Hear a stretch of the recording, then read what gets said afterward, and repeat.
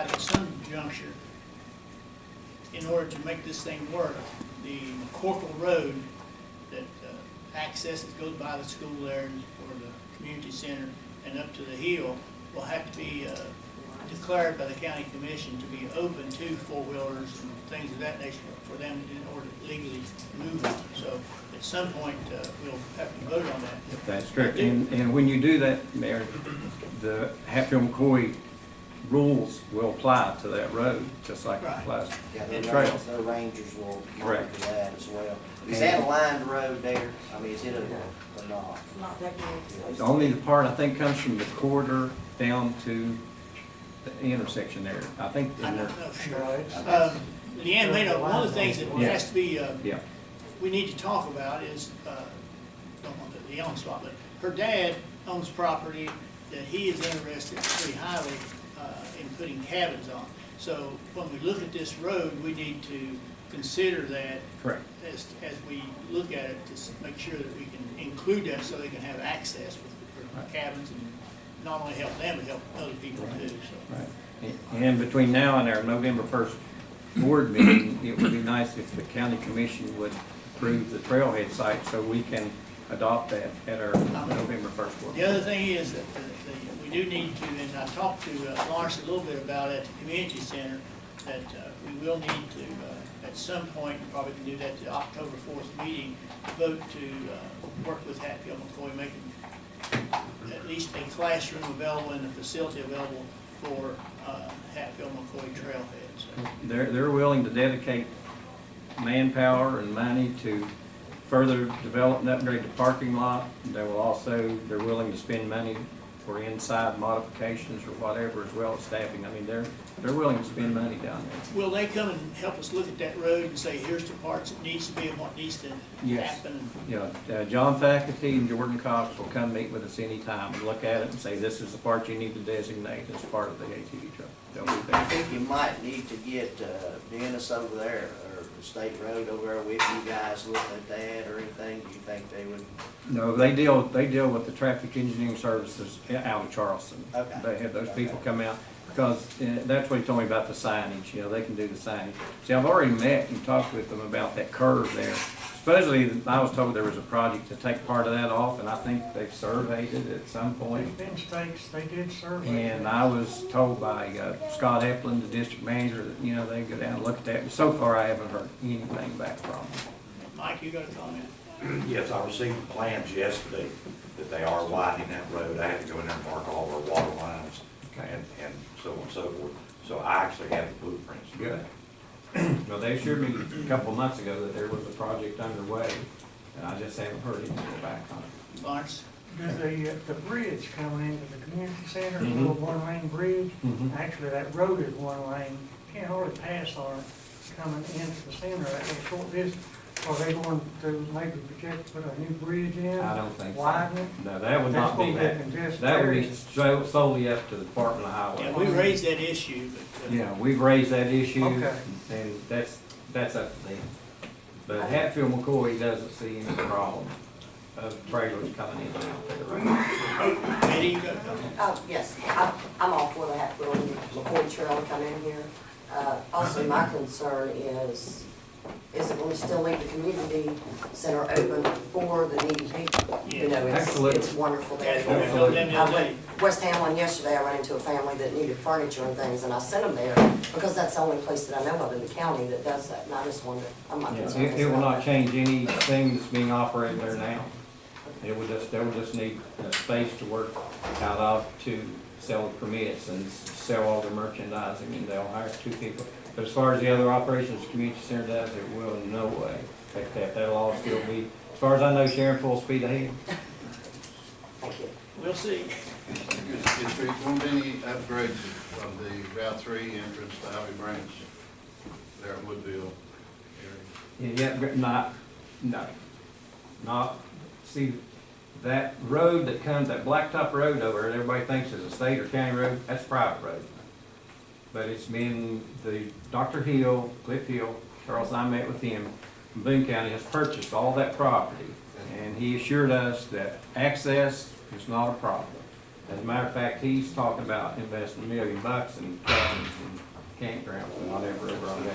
Charlie Evans property. Yeah, he bought the Charlie Avenue property, then he bought the other piece of property down past Breedlove on the hill where the mines got used. He bought all that big, beautiful piece of property up there and won't put a parking right there, so. He's got, I didn't know he owned it, he took us over and showed us it. He He's, bought two it's like big as parcels. 2 football fields or something Yeah, right he- the road.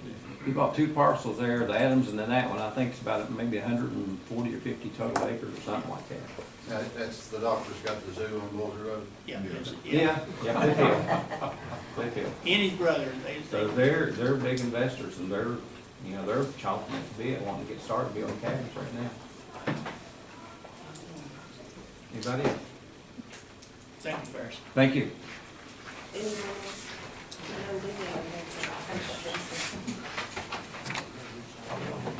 Welcome, Leanne. Hello, I know I didn't remember the photos. I forgot them. Because I know that's the only way you can get anything out from Pam. It helps though.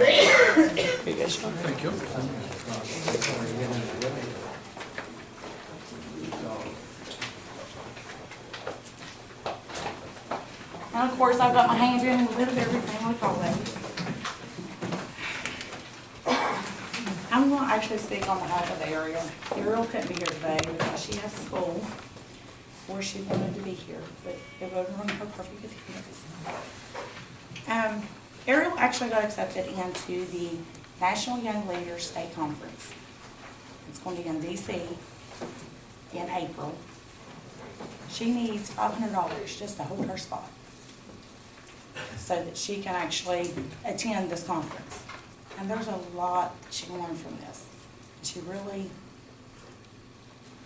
wants to go. She actually wrote a letter of the reason why she would like to go to the conference. Is that she loves to learn new things and also has been nominated since the 3rd grade to attend. And she really wants it really, really bad, she says. And we need, you know, total cost altogether is $1,700 just for her to attend this. That's not the expense of traveling to get her there and get her back home. That is just her tuition to attend the class. And it's a 4-day class. And we are just asking for the $500 to hold her spot, so we can hold her spot and we will fundraise the rest and pay it in payments. I think we talked a little bit in past situations like this, and then, I really don't think that we can do that.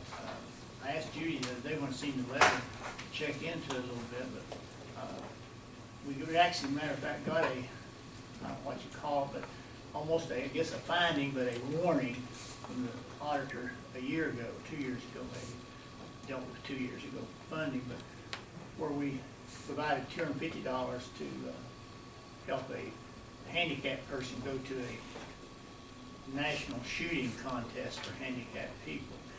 And they said that since that was an individual, we really, as a commission, should not be putting money in those kind of endeavors. It should be for schools, 501c3s, or other government agencies, and things that public money should be spent on, not private. So I really don't think that directly we can do that.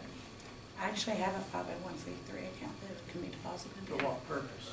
Her church, the Griffithsville Church of Christ, is willing to sponsor her also, and they have a 501c3 account. And Kelly's kids. What about the school? I mean, The school, Miss Clayton's words was, good luck, let me know how it goes. well, I don't know. I mean, I just think, again, you get in church, that's not going to cut it either, I don't believe. Kelly's kids, they also have a 501c3 account, and they've actually been discussing sponsoring her also. Well, if you want to put something together in writing, I think, and have another approach differently, I'll certainly look at that, but I don't think I could recommend it at this point. Okay, well, we're kind of in a time crunch for it. Well, I understand, and I like to see kids get exposure too, but sometimes I do, being an old school person, I do question sometimes different organizations that put these things out there to get kids involved as to, you know, had they been evaluated, is there quality to it other than the exposure? You know, it's just one of the things, if the school felt was that important, that this child or other children in that school, you know, be involved like that, then they could be raising money, they could approach us on behalf of the school, and then we look at it from that point of view. Well, her teacher, Jill Phillips, is actually the one that nominated her. And Well, I mean, there's more information in what I handed you. There's actually information on the state conference in here, on the program itself. well, like I said, if you want to approach it differently, then I would consider it, but not as presented. Leanne, is she going by herself? She was the only kid at Duval Middle and Elementary School that was nominated. How does she be traveling? Her mother is going to transport her there and transport her back. Okay. So not So then only her do we have to mother- do the tuition and come up with money for tuition. Okay. Yeah, her mother's here. I was just nominated to be the one to speak.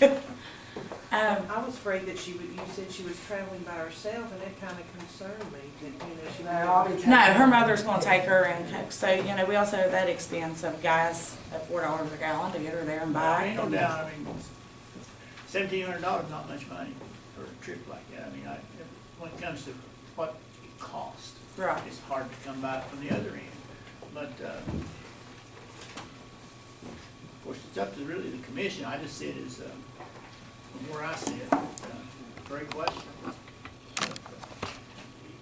I'll listen to the other commission. If they think that I'm off track, I mean, I don't. Well, I think that, you know, the only thing is whether it's legal or not, and I think we did run into this before, trying to help some people, you know, I think it's, but like Charles is saying, if one of those, nonprofits would approach us concerning things like that, it would be different than an individual approaching us, I think. Would you not say so, Charles? Yeah, and particularly the school would say, you know, we're gonna pay this much money, you guys give us this 500, let's get the school to sponsor.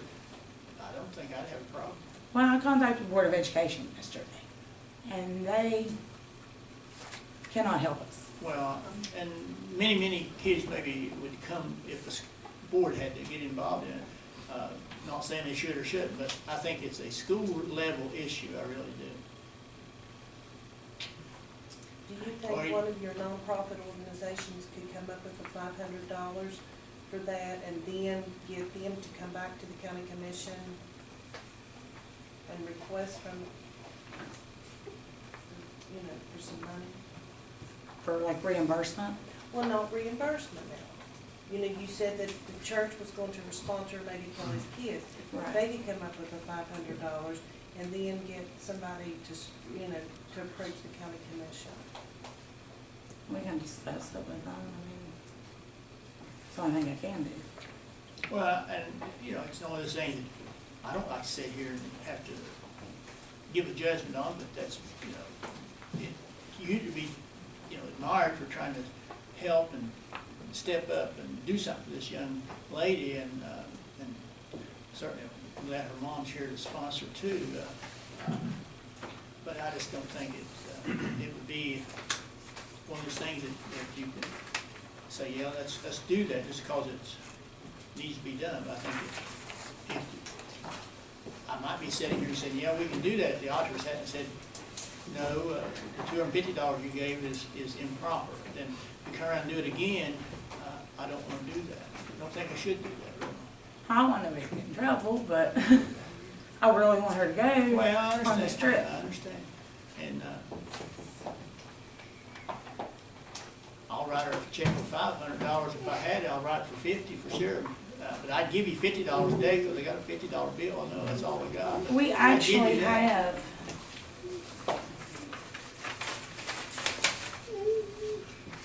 a form that can actually be filled out and money deposited directly into the account at the conference, for the conference, Right. and pay it straight out to her, or straight to them. But if she don't go or don't meet the amount of money, what happens then? I don't know. Well, and I say it because I've seen those things happen. Well, at least I'm honest, I don't So know. many things out there. Well, there's that sound actually good, an sometimes aren't as insurance. good. There's actually an insurance part, like $99 insurance on this. If something would happen, she gets sick or something like that, it's reimbursed and it's covered in that insurance. And it's also, there's actually two. One is in April and this one she really wants to go to. And then there's another one in July. Well, no, advisor's enough. Okay. But I do think,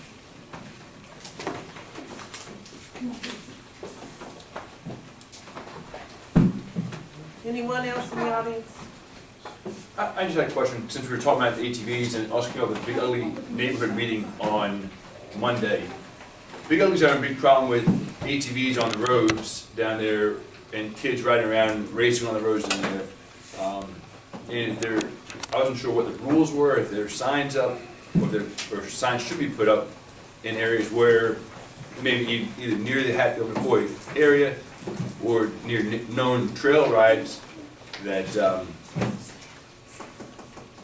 that can address these issues, because they're saying some young kids are riding around below 16 on the regular roads on ATVs. I see it all over the county, I believe. Right. Is that a problem we want to address or put signs? I'm bringing it up because Chattanville's now sending their officers out to enforce the rules, and they're putting signs up. And I mentioned that to them, and they said, well, maybe we should be doing that as well, so. We being, Me being Lincoln County.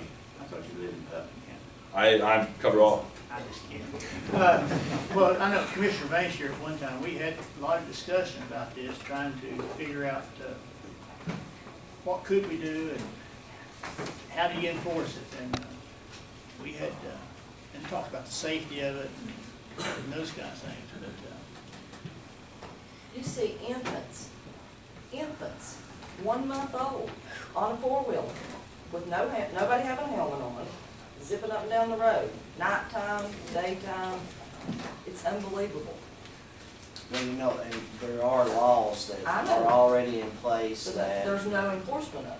you know. Yeah, and this is one of the things that when we've talked about this before, and I know Dave was around and some other you guys were around, but, and we brought the fact that we need new laws, or do we need to just enforce the ones we got? And the conclusion we kind of come with was, we just need to enforce the ones we got. You know, I served, when I'm the Hatfield McCoy Board of Directors, I served on the Safety and Law Enforcement Committee. And we found the reasons we had a lot less accidents and a lot less problems with riders were the fact they had proper equipment, they weren't speeding, and they weren't allowed to have alcohol or drugs.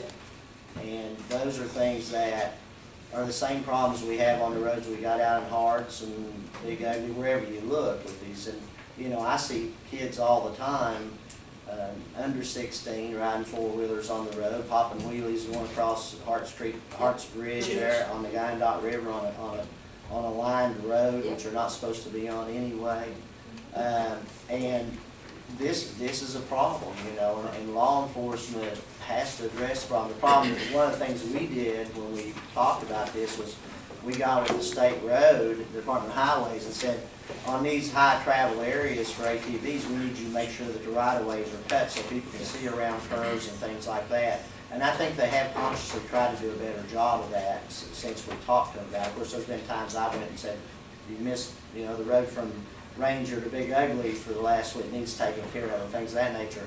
But as far as looking at, we had public meetings, and the overwhelming number of people that attended public meetings didn't want any more laws. You know, And that's what Chattanville said. They said the laws are already in the books, we're not enforcing them, we're coming out with an awareness campaign, put some signs up, say, hey, we gotta start enforcing these rules. They went to the paper, said, hey, put in the paper, please, that we're starting enforcing these rules. So they're not just writing tickets and annoying the public, but telling everybody we're doing it because of safety, we're doing it because of accidents. We see every day, not every day, but a couple times a week, where people have crashed and killed And they're worried about it down in the Big Ugly area last Monday, so I said I'd be here, I'd bring it up. Well, I think it's a thing we all need to keep in the forefront, so if you live out here, you're going to encounter, you're gonna have car, ATV encounters, you're gonna have, and it really surprises me, we haven't had more accidents along that line. One of the things of it is, I think the community does have a high awareness that there are ATVs on the road, and the other thing of it is, if you watch the ATVs, most of them travel and they have some means of signaling each other, there's vehicles coming and things of that nature, so I think we've kind of acclimated ourselves a little bit to that. But I do think there's problems that I see. I mean, it scares me to death to see 5 people on a four-wheeler Yes. going down the road that's meant for one. 40 Especially when 2 or miles an 3 of them are hanging, are about that big, you Yes. know? And so, and they love it, and, you know, the young kids, but it's not teaching what's right. You know, what's teaching what's right is what April Roach does with her ATV safety classes and things of that nature. And that's, we've, you know, encouraged that, and we've tried to support that all we can. But all of us needs to be doing it, you know, and it's really difficult when you go to talk to a parent. You know, we even had one parent attending the meetings who had one of her children had died in an ATV wreck. But she was adamant against having any kind of further regulation or any kind of restrictions. What I can say is, you know, they need to wear helmets. They need to have protective gear on when they're doing these things. They need not to be on roads, especially young kids on roads where there's automobiles. Because I have a lot of elderly patients, and I'm not knocking them a bit, but their reaction time isn't as fast as some of the other people's. And they may wind up with the way the kids ride, when they're unsupervised especially, it's going to cause problems. We're going to see accidents, we're going to see severe injuries, and we're going to see death. We see it now. And, you know, it comes for all of us, and I'm glad you brought this up, because, you know, sometimes we forget to talk about it, because we live with it all the time. But I know in the last month, I've had a couple of close calls just up on 9 Mile coming across Fez Mountain and things like that. So, you know, we all need to do as best we can. A lot of these are our relatives that are doing this, you know, and we gotta say that, you don't want me taking care of your kid. You know, you want to make sure it has fun, but it wants to be safe. We want them all to be safe. And when you have ATV car interactions, the ATV loses. And if you've got 3 or 4 kids on that, you know, we lost a couple people up in Hartson in an ATV accident the other day. And it wasn't because they were speeding, it wasn't because, so you have enough problems with just the nature of the beast of the ATV. It's not a very safe thing to be on. So, but we also, when you start putting them in front of UPS trucks and things of that nature, you know, it really, really becomes a problem. And like I say, I guess it's just we've gotten used to it where we watch for them and things of that nature, but that doesn't always work. But you know, should ATV laws be better enforced? Yes. What do we do about that? We can say we need really you guys to talk to these kids and keep them off the road, and maybe that's what needs to be done. That's what the town council in Chattanooga said, hey, we're trying to make it more awareness, bring it to the people's attention, and if we have to have law enforcement write tickets, we'll have them write tickets. Well, I know we don't have as many officers down here as they do in a small town, so it's not as easy to control, but it was just something maybe we want to bring to the paper, and maybe bring up, and at Big Ugly, they said, well, it has to be the parents enforcing it, because the parents have to be doing it, and the grandparents for the kids who are the grandparents ones. So they were bringing up, we have to enforce it ourselves too, so. Well, and I think that's the good thing about those people. They do think about that same. But there are a few. I mean, I see them in Hearts. I work right there. And I watch them run up and down the railroad tracks on ATVs, and some of them, I don't know how they reach the pedals on them. I mean, they're that young, you know. And that's what really bothers me and that's educating the parents and making sure the parents stand responsible for what goes on with their kids. But this is a problem. It's one I know that.